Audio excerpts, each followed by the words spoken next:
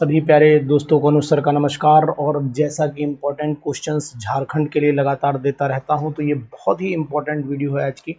इसमें भी कुछ क्वेश्चंस हम लोग डिस्कशन करने जा रहे हैं, तो इन क्वेश्चंस को अगर अपने पास रखना है, इनको नोट करते जाइएगा। और ये क्वेश्चन एक से एक होंगे जो आपके झारखंड पीजीटी एग्जामिनेशन के लिए बहुत इंपॉर्टेंट हो जाएंगे। यानी कि वो क्वेश्चंस आपके लिए प्रोवाइड करके लाया हूं जो क्वेश्चन वाकई में पीजीटी में सिलेक्शन आपका कराएंगे। तो पहला क्वेश्चन कौन सा है समझिएगा, और इम्पोर्टेंट क्वेश्चन की सीरीज को पूरा रखिएगा अपने साथ में, क्योंकि ये क्वेश्चन आपके लिए नहीं और आपके दोस्तों के लिए भी बहुत इम्पोर्टेंट बनने जाएंगे, क्योंकि उनको भी बताना है ना यार कि मेरे पास क्वेश्चंस हैं भैया, अगर आ जाओ, अगर आपको ज़रूरत है तो आ जाओ, हमसे ले लो, क्वेश्चंस इंपॉर्टेंट हैं, तैयारी करो, क्योंकि अनुज सर ने दिए हुए हैं। और ये क्वेश्चंस एरोमा केमिस्ट्री क्लासेस के ऐप पर भी अवेलेबल हो जाएंगे। तो क्वेश्चन नंबर 1 क्या कहता है, पहले मैं आपको बता देता हूँ। बहुत ही इम्पोर्टेंट है ये क्वेश्चन। देखिए, क्वेश्चन एक्चुअल में रिएक्शन बेस है। क्वेश्चन एक्चुअल में रिएक्शन बेस है। लिखा है आइडेंटिफाई, मैं बताता हूँ आपको, लिखा है आइडेंटिफाई, आइडेंटिफाई, ठीक है, जेड, आइडेंटिफाई जेड। और रिएक्शन क्या दे रखी वो भी आपको बता दे रहा हूँ। यहाँ लिखा है C2H5। थोड़ा सा जूम कर दूँ, मुझे लगता है थोड़ा सा जूम कर दूंगा तो आप लोगों को भी थोड़ी सी आराम हो जाएगी। मुझे जहाँ तक अनुमान ये लग रहा है, मैं थोड़ा सा जूम कर दूं आपके लिए। चलिए,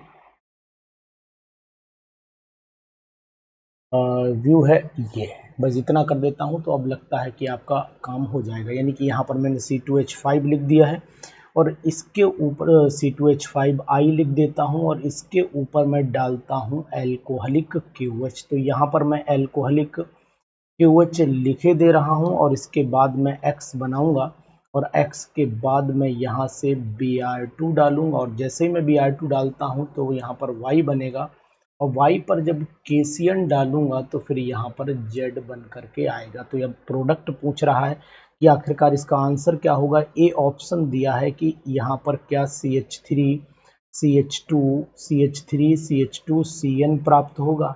बी ऑप्शन यहाँ पर दिया है कि क्या आपको CH2 CN single bond CH2 CN प्राप्त होगा। और तीसरा ऑप्शन आपके सामने दिया हुआ है, क्या Br CH2 और CH2 CN प्राप्त होगा। और चौथा आंसर दिया हुआ है इसमें, क्या Br CH double bond CH CN प्राप्त होगा। तो आपकी जानकारी के लिए बता देता हूं कि इन क्वेश्चंस में क्या मिलना चाहिए, इसका आंसर क्या होना चाहिए, वो आंसर अब हम लोग डिस्कशन कर लेते हैं। देखिए, अगर रिएक्शन आपके सामने है तो रिएक्शन का आंसर क्या होना चाहिए। जैसे C2H5 आपने आई लिया, इस पे जब एल्कोहलिक QH पड़ता है तो आपको पता है कि एलिमिनेशन रिएक्शन हो जाती है, यानी प्रोडक्ट मिलना चाहिए CH2 डबल बॉन्ड CH2। और इस पे जब आप Br2 डाल रहे हैं तो Br2 डालते ही बनेगा प्रोडक्ट CH2, नीचे यहाँ पर Br लग जाएगा, और यहाँ पर आपका CH2 CN ही CH2 Br रहेगा। CH2 इधर भी, क्योंकि दो Br है तो दोनों तरफ आप एक एक Br लगा लीजिए। लेकिन जब इसकी केसियन से रिएक्शन कराओगे तो केसियन से रिएक्शन कराने पर ये आपका दोनों तरफ CN निकल जाएगा, यानी 2 केसियन से रिएक्शन होगी और बन जाएगा CH2। यहाँ पर भी CN आ जाएगा और CH2 यहाँ पर भी CN आ जाएगा। यानी कहने का तात्पर्य आपके सामने सीधा सा है कि ऑप्शन नंबर यहाँ पर कौन सा सही होगा। ऑप्शन नंबर, इसका मतलब यहाँ पर बी सही हो जाएगा। यानी इस क्वेश्चन का आंसर आपको साफ सुथरा दिख रहा है कि ऑप्शन नंबर बी, यानी कि ये वाला ऑप्शन राइट जा रहा है। तो ऐसे क्वेश्चंस जो आपको परेशान करेंगे एग्जाम में, हालांकि ये रिएक्शन आपकी न्यूक्लियोफिलिक, अगर आप देखोगे तो एल्कीन से जुड़ा हुआ क्वेश्चन है, इसलिए इसका आने की उम्मीद भी भरपूर बनी हुई है। तो क्वेश्चन नंबर सेकंड पर आ जाते हैं। क्वेश्चन नंबर सेकंड पर आ जाते हैं, यानी कि कह रहा है which of the following is not perfectly matched. तो यहाँ पर लिख देता हूँ which of the following, which of the, which of following, which of following is not perfectly matched। इसमें कौन सा perfectly matched है, नहीं है, मतलब गड़बड़ है इसमें से। तो पहला ऑप्शन दिया है, ध्यान दीजिएगा, पहले ऑप्शन में जो मैचिंग कराई गई है वो रदरफोर्ड के साथ में मैच करा दिया गया है प्रोटॉन, यानी कि रदरफोर्ड का नाम क्या प्रोटॉन से जुड़ा है, तो मुझे लगता है बिल्कुल 100% नाम जुड़ा हुआ सही ऑप्शन है जे जे थॉमसन। जे जे थॉमसन का नाम किससे जुड़ा हुआ है, तो आपको पता होना, ये जे जे थॉमसन का नाम में ऑप्शन इलेक्ट्रॉन दिया है, तो इसका मतलब ये भी बिल्कुल सही है।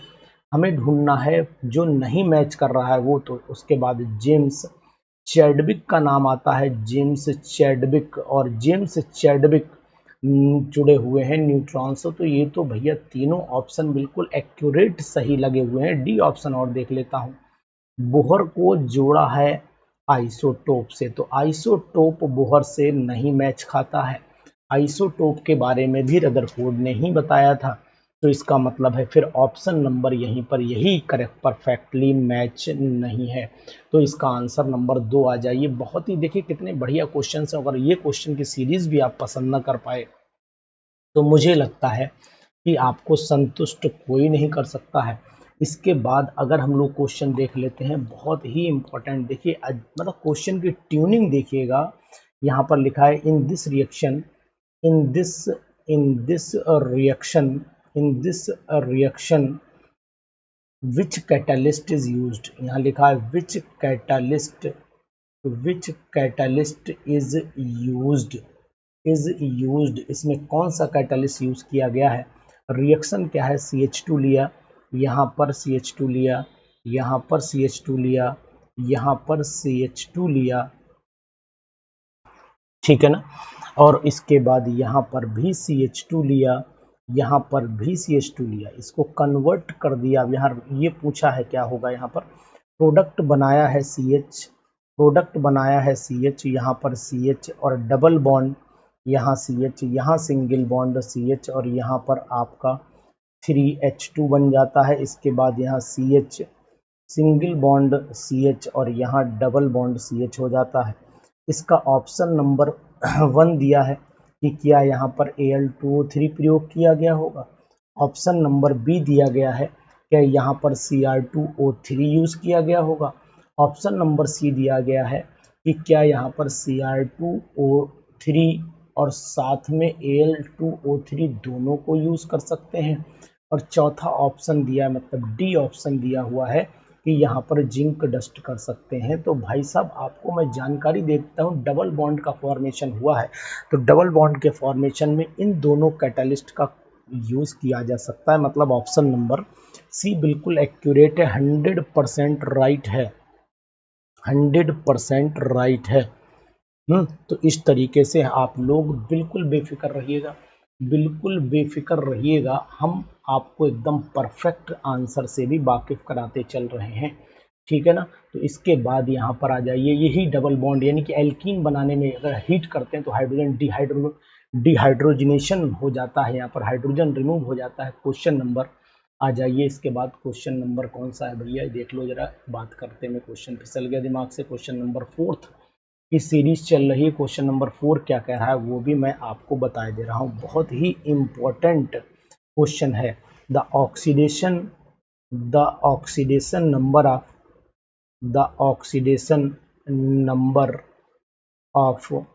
Hydrogen the oxidation number of hydrogen in MH2 is, MH2 क्या होगा।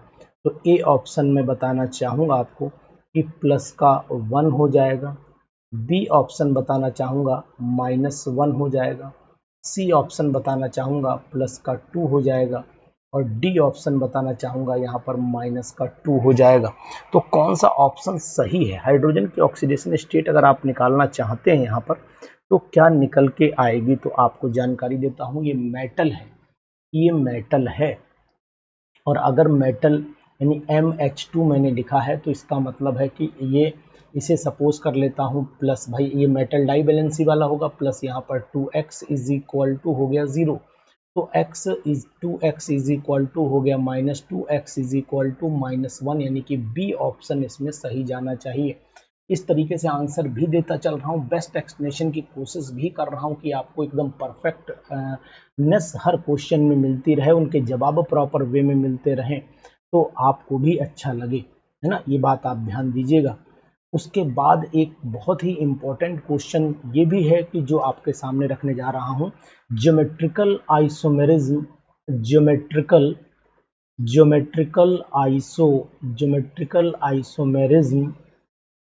Geometrical isomerism is shown by कौन शो करता है? सबसे पहला ऑप्शन दिया हुआ है आपका यहाँ पर ब्यूटीन 2 दे दीजिए या ब्यूटवीन लिख लीजिए, कोई दिक्कत नहीं है। दूसरा दिया है 2 ब्यूटाइन दिया है, तो यहाँ पर ब्यूट 2 आइन लिख देता हूँ। और सी ऑप्शन मैं लिख देता हूँ यहाँ पर ब्यूटेन 2 ऑल लिख देता हूँ, ब्यूटेन 2 ऑल, तो ये तो किसी कीमत पर भी नहीं हो सकता है। उसके बाद लिख देता हूँ ब्यूटेनल। तो इनमें से जो मुझे ऑप्शन एग्जैक्ट दिखाई दे रहा है कि जो ज्योमेट्रिकल आइसोमेरिज्म शो कर सकता है, क्योंकि यहीं पर कंडीशन ही पॉसिबल है कि CH3 और यहाँ पर मैं H ले लेता हूँ डबल बॉन्ड CH3, यहाँ पर ये सिस और ट्रांस दोनों कंडीशन पॉसिबल है। ये कंडीशन आपकी सिस पॉसिबल है, और अगर मैं ट्रांस कंडीशन की बात करता हूँ तो ट्रांस कंडीशन आपकी ये वाली पॉसिबल है। तो इसलिए यही ऑप्शन एक्यूरेट ऑप्शन है। एक से एक एक्सप्लेनेशन आपके सामने चल रहा है, और फिर भी अगर आप लाइक नहीं कर पा रहे हैं वीडियो को, तो शायद आपकी उंगलियां हो सकता है इस बात का गवाही न कर पाए कि आप चीज़ तो ले रहे हैं लेकिन उसके बदले कोई कमेंट नहीं दे सकते हैं। आप सेल्फिश इंसान हैं। अगर आप कमेंट देते हैं तो ईश्वर 100% आपको सिलेक्शन के दायरे में ले जाएगा, क्योंकि दवा खाने के साथ जब तक दुआ काम न करे, दवा असर जल्दी नहीं करती है। तो नेक्स्ट क्वेश्चन 6 पर ले जाता हूँ। द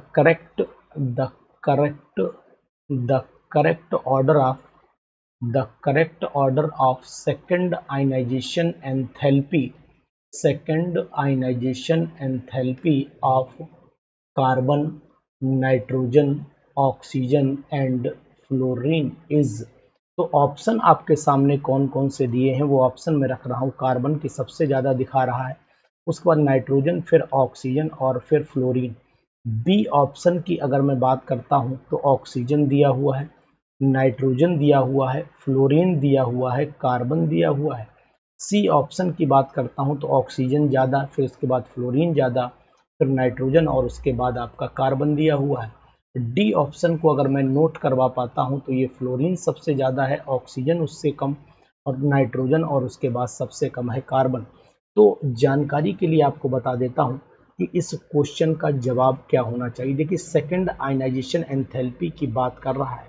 अगर मैं ऑक्सीजन में से एक इलेक्ट्रॉन निकाल दूंगा तो ये S यानी P3 इलेक्ट्रॉनिक कन्फिग्रेशन को गेन कर लेगा, और इसमें से मैं एक इलेक्ट्रॉन निकाल दूंगा तो ये P5 होता है, P4 को गेन कर लेगा, मतलब नेक्स्ट और आसानी से निकल जाएगा। इसमें भी 3 होते हैं यानी कि ये भी P2 रह जाएगा, और इसमें P2 होता है, ये 1 रह जाएगा। तो मतलब यही ऑर्डर मुझे एग्जैक्ट दिखाई दे रहा है जो इसका ऑप्शन बन सकता है। Correct second ionization enthalpy IE2 की मैं बात करता हूँ तो IE2 फिर इसी का ही ऑर्डर में ज़्यादा आना चाहिए।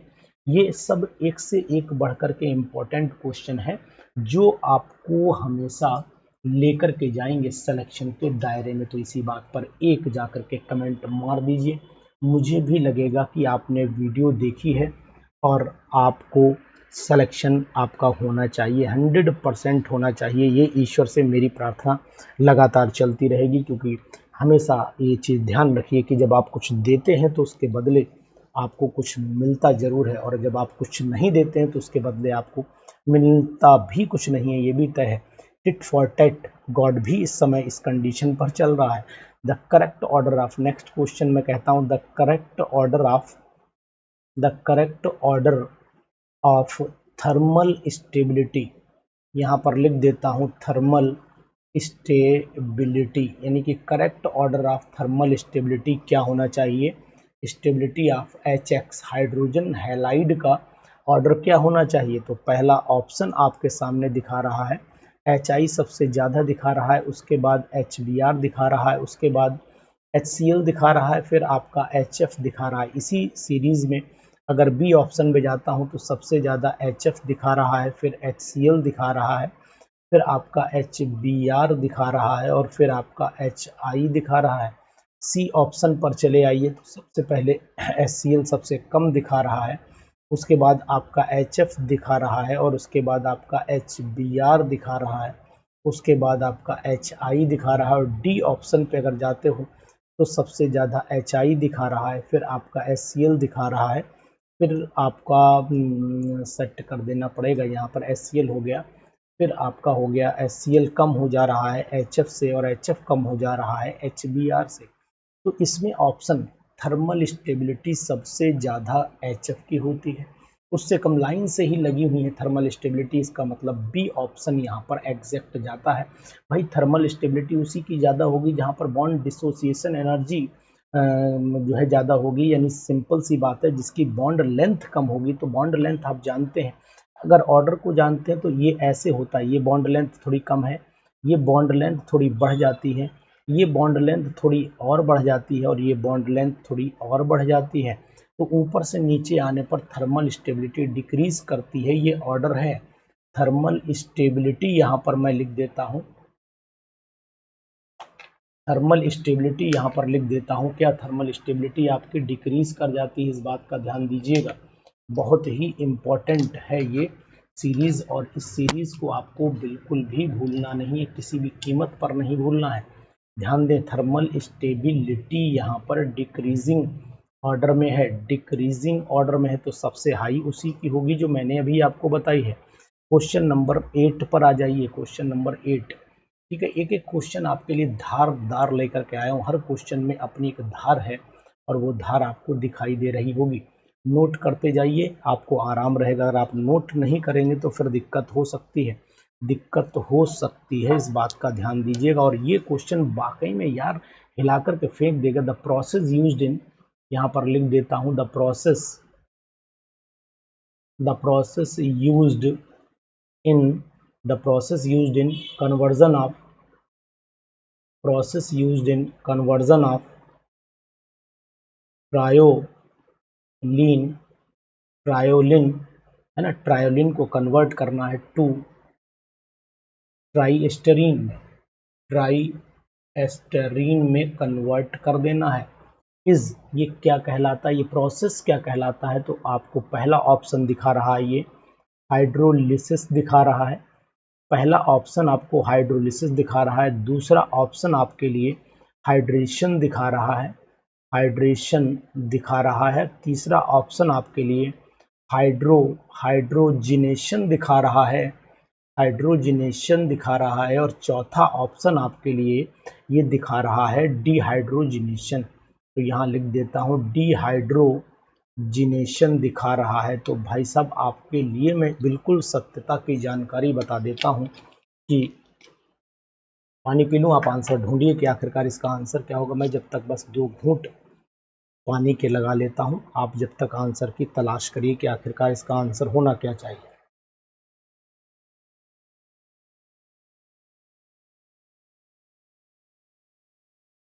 अब देखिए, इसका आंसर शायद हो सकता है आपने ढूंढा हो। अब तक कमेंट बॉक्स में जाकर के अगर आपने आंसर लगाया होगा तो मैं आपको बता देता हूँ, ट्रायोलिन एक ग्लिसराइड होता है, अनसैचुरेटेड ग्लिसराइड होता है। तो यहाँ पर लिख देता हूँ ट्रायोलीन, ये ट्रायोलीन एक अनसैचुरेटेड ग्लिसराइड होता है, ग्लिसराइड होता है। और इस अनसैचुरेटेड ग्लिसराइड को आपको ट्राइस्टेरीन में कन्वर्ट करना पड़ता है।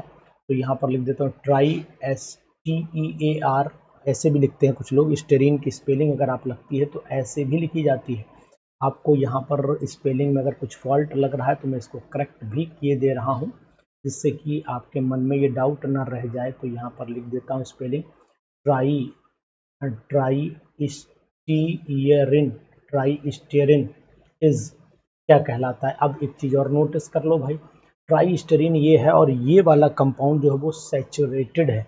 तो अनसैचुरेटेड को अनसैचुरेटेड से सैचुरेशन में ले जाने के लिए हमें जो प्रोसेस चाहिए होता है वो क्या होना चाहिए, तो फिर आपको सिंपल सा पता होना चाहिए कि इसमें हम लोग हाइड्रोजनेशन कराएं, यानी कि हाइड्रोजन पास कर दें, तभी निकल की प्रेजेंस में तभी जाकर ये सैचुरेशन में जा पाएगा, उससे पहले ये नहीं जाएगा। ठीक है ना। एक तो बहुत ही ऐसे क्वेश्चंस जो आपको परेशान कर सकते हैं, तो वो क्वेश्चन की ऑर्डर में लेकर के आया हूँ। चलिए, उसके बाद क्वेश्चन नंबर पहुंच जाते हैं हम लोग क्वेश्चन नंबर 9 पर। क्वेश्चन नंबर 9 क्या कह रहा है? The order of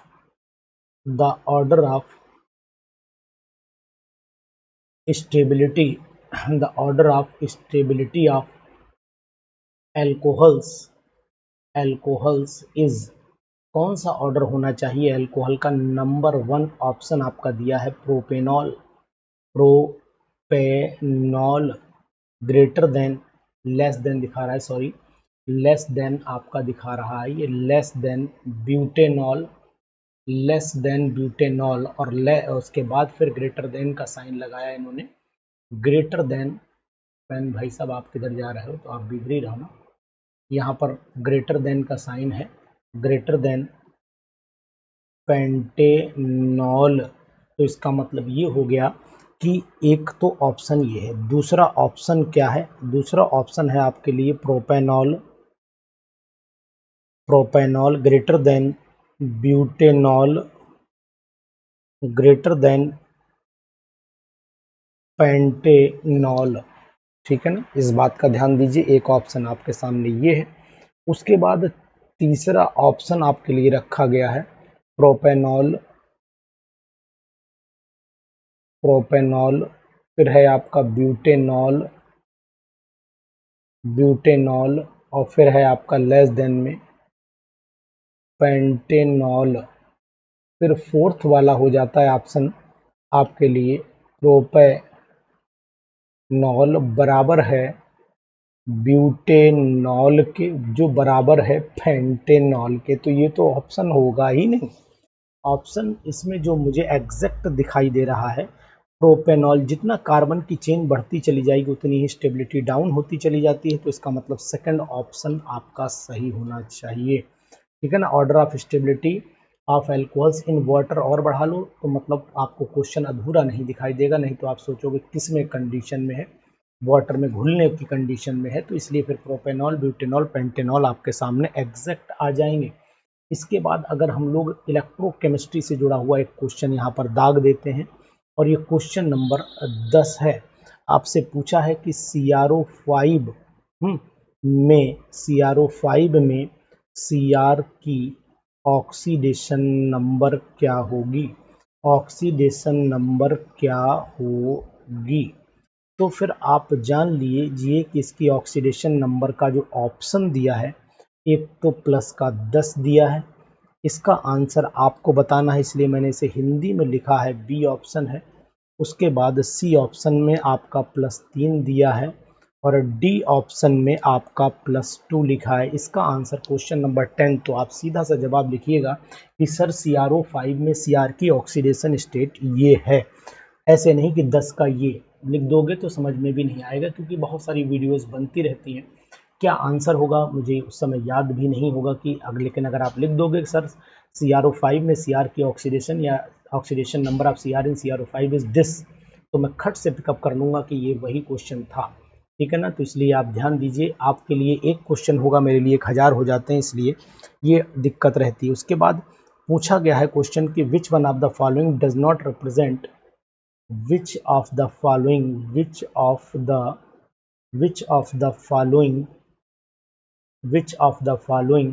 does not represent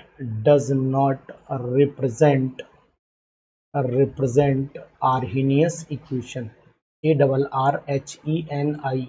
Arrhenius equation।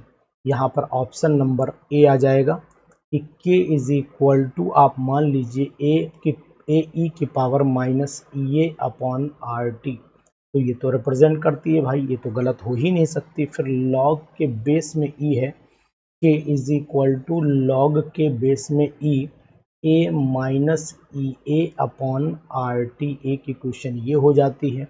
सी की ऑप्शन है कि log के बेस में 10, log के बेस में 10 के इज इक्वल टू हो गया कि log के बेस में 10 ए माइनस ई ए अपॉन हो जाता है 2.303 आर टी। और लास्ट में डी ऑप्शन आपके सामने जो दिया है, डी ऑप्शन आपके सामने जो दिया है,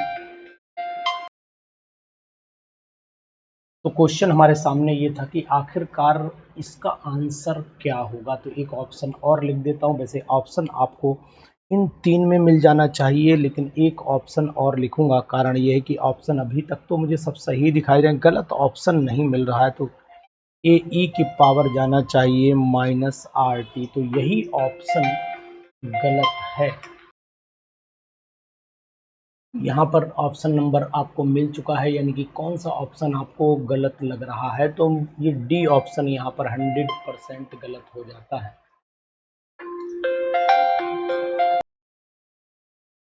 तो ये आपका डी ऑप्शन यहाँ पर रॉन्ग हो गए, यानी कि which of the following does not represent the Arrhenius equation. तो ये आर्हेनियस इक्वेशन को रिप्रेजेंट नहीं करती है और ये गलत, 100% गलत। तो यही ऑप्शन यहाँ पर लगाया जाना चाहिए। इसके बाद पूछा गया है कि which of the following is ferromagnetic, इसमें से कौन सा जो है फेरोमैग्नेटिक है। तो क्वेश्चन नंबर नेक्स्ट मैं नोट करने जा रहा हूँ, क्वेश्चन नंबर 12। तो यहाँ नोट कर लीजिए क्वेश्चन नंबर 12। और क्वेश्चन नंबर 12 क्या कहता है कि विच वन इज फेरोमैग्नेटिक। तो यहाँ लिख देता हूँ विच वन इज फेरोमैग्नेटिक, इसमें से कौन सा फेरोमैग्नेटिक है। ध्यान दीजिए कौन सा फेरोमैग्नेटिक है। तो ए ऑप्शन आपके सामने दे रहा हूँ। फेरोमैग्नेटिक के ऑप्शन में जो पूछा जा रहा है वो पहला ऑप्शन है क्रोमियम दे रहा हूँ, दूसरा ऑप्शन आपको बी में दे रहा हूँ मैंगनीज, और सी में ऑप्शन आपको टंगस्टन दे रहा हूँ, और डी में ऑप्शन आपको कोबाल्ट दे रहा हूँ। तो आपको पता होना चाहिए यहाँ पर फेरोमैग्नेटिक सब्सटेंस किसको इंडिकेट करता है। तो एक जो आपका 12वां क्वेश्चन है, इस 12वें क्वेश्चन में substance which are highly attracted in the magnetic field जो है वो कहलाते हैं फेरोमैग्नेटिक। हाईली अट्रैक्टेड होना चाहिए और मैग्नेटिज्म भी उनके अंदर आ जाना चाहिए। जब भी हम उनको अब्सेंस ऑफ मैग्नेटिक फील्ड करें तो इसका मतलब है कोबाल्ट है, आयरन है, निकल है। तो यहाँ पर कोबाल्ट ऑप्शन जो है वो इसके लिए एक्यूरेट बैठेगा। तो इसके लिए कोबाल्ट पर आप टिक कर ले मेरे हिसाब से। क्वेश्चन नंबर 13 पर आ जाइए। ये क्वेश्चन नंबर 13 क्या कह रहा है वो भी आपको जानकारी के लिए दे देता हूँ। बहुत ही अच्छा क्वेश्चन ये भी है कि ये एक्चुअल में आइसोमेरिज्म से जुड़ा हुआ क्वेश्चन है। कि यहाँ क्वेश्चन लिख देता हूँ कि विच of the following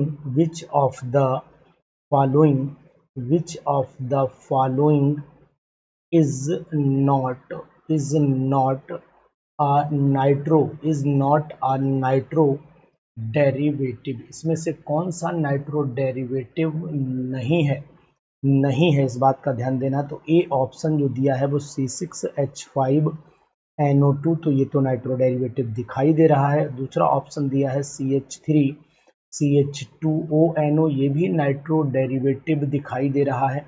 इसके बाद सी ऑप्शन जो दिया है वो CH3, यहाँ पर CH और यहाँ पर CH3 और यहाँ पर N डबल बॉन्ड O और यहाँ पर O, ये भी नाइट्रो डेरिवेटिव दिखाई दे रहा है। लेकिन ये कंपाउंड C6H4OH और यहाँ पर NO2 ये नाइट्रो डेरिवेटिव नहीं दिखाई दे रहा है। तो इसका मतलब है एक्यूरेसी जो आंसर, वैसे तो नाइट्रो यहाँ पर भी लगा है, लेकिन नाइट्रो डेरिवेटिव का मतलब है कि हाइड्रोजन रिप्लेस किया जाए और NO2 जोड़ा जाए, उसे बोलते हैं नाइट्रो डेरिवेटिव। तो इसका मतलब ऑप्शन नंबर 4 ही यहाँ पर एक्यूरेट होगा।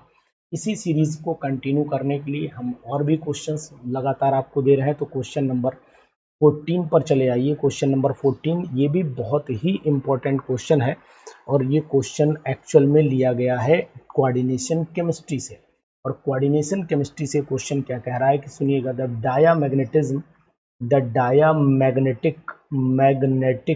डायामैग्नेटिक स्पेसीज, इसमें डायामैग्नेटिक स्पेसीज कौन सी है। तो पहला ऑप्शन दिया हुआ है निकेल NiCN का होल 4, और ऊपर यहाँ पर लिखे 2 नेगेटिव, यहाँ पर बी ऑप्शन जाने दीजिएगा NiCl4 2 नेगेटिव, और यहाँ पर सी ऑप्शन दिया हुआ है कोबाल्ट CCl4, इसके ऊपर लगा दिया 2 नेगेटिव, और डी ऑप्शन दिया है कोबाल्ट F6।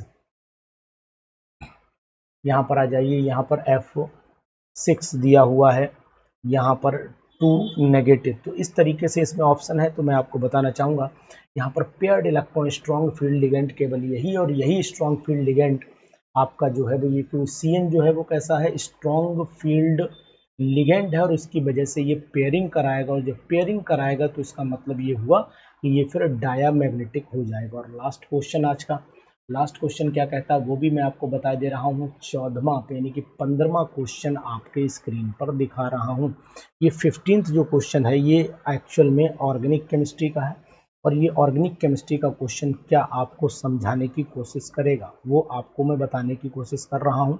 और इसमें एक चीज़ और भी नोटिस करिएगा कि ये क्वेश्चन कुछ आपसे और भी जानकारी इकट्ठी करने की कोशिश कर रहा है। क्वेश्चन ऑर्गेनिक केमिस्ट्री का है, लेकिन ये ऑर्गेनिक केमिस्ट्री का क्वेश्चन इस बात का भी जजमेंट देने की कोशिश करेगा कि आखिरकार आपको एक ही प्रॉपर्टी पता है या दूसरी प्रॉपर्टी भी पता है। ठीक है, तो लिख रहा हूं यहाँ पर the term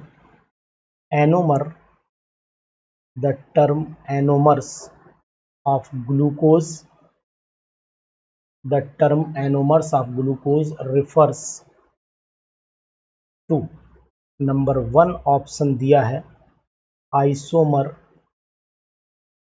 isomer of glucose that differ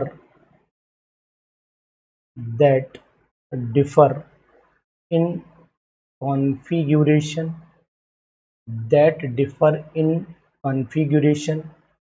at carbon 1 and carbon 4, यानी C1 एंड यहाँ पर C1 एंड C4। एक तो ये ऑप्शन है। दूसरा ऑप्शन लिखा है mixture of D glucose and L glucose, और सी ऑप्शन है इनेंशियोमर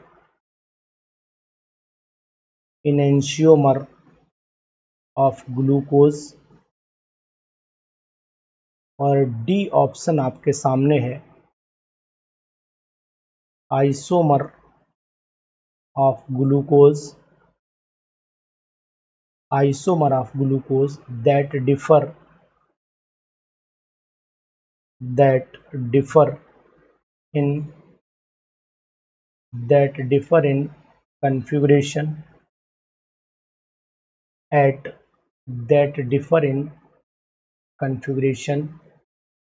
at कार्बन नंबर 1। तो इसका मतलब फिर ऑप्शन नंबर यही सही है कि फर्स्ट कार्बन पर ही डिफरेंस हो। तो ये हमारे आपके 15 क्वेश्चन थे। ये 15 क्वेश्चन बहुत ही इंपॉर्टेंट थे। अगर आप तैयार करेंगे तो 100% आपको इसी ट्यूनिंग के क्वेश्चंस जरूर मिलेंगे झारखंड पीजीटी केमिस्ट्री में। झारखंड का एग्जामिनेशन जैसा कि मैंने आपको पहले भी बताया है कि सितंबर के फर्स्ट वीक में लगा हुआ है और सभी लोग भरपूर तैयारी कर रहे हैं। तो अपनी इस तैयारी के साथ इस जंग में उतर जाइए और जंग आपको जीतनी है। अगर आप इस चैनल को सब्सक्राइब कर लेते हैं, इसको लाइक कर देते हैं, इस वीडियो पर कमेंट डाल देते हैं, तो फिर मैं समझ जाऊंगा कि आपकी जीत सुनिश्चित हो चुकी है। Thank you, have a nice day.